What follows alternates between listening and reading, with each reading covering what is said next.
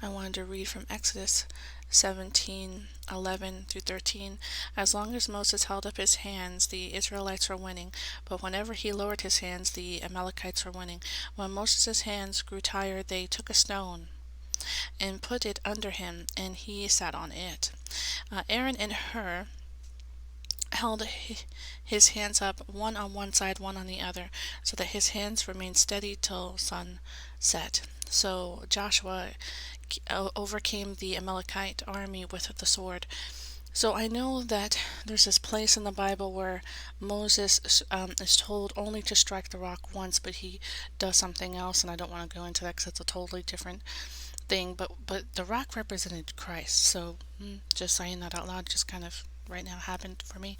But I'm going to put down below a video from One for Israel happening in real time right now. We have miraculous, supernatural, and I would dare say angelic, which, that's kooky stuff for Christians. I don't know why, but there are Christians all around the world that are, well, I guess we would define them as they're martyrs because they're being persecuted on a regular basis, and they interact with this stuff. You can find this stuff everywhere. I mean, but the fact that it's on a world stage and it sounds something like out of the Bible, but we have it from a professor's mouth in this interview with One for Israel.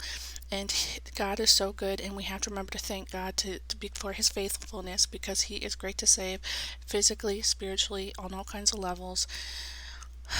And this professor who, I guess he's Russian, who lives in Israel near Gaza, he decided, instead of leaving the building officially, he decided to stay with neighbors for a little bit so that they would know the truth of Jesus Christ. Can you believe that? Isn't that cool? You should watch this interview. It's so great.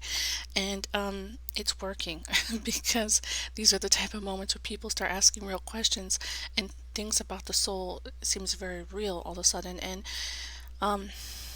we understand that the worst tragedy, worse than losing your life, is losing your soul. So I boast in the Lord for what he's doing for Israel, the fact that he's revealing he is with Israel right now. I love Jesus for this. I'm really excited. This is being put on a world stage where everybody can see that these type of things have not ceased. It's so important to not just have, some people have a form of godliness denying the power therein, and some people have that book knowledge, Bible knowledge, but they don't think it's applicable. Now, whenever I really want, to get Jesus' attention, if I'm praying and if I'm really asking, and sometimes in yourself you're like, am I asking with a mustard grain of faith? Am I asking with the very least a mustard grain of faith? Am I asking? And so what I'll say to Jesus is, I'm like the lady who touched the fringes of his clothing, and she believed. So that's what I have to put myself sometimes in order to really, truly, she reached out expecting to receive.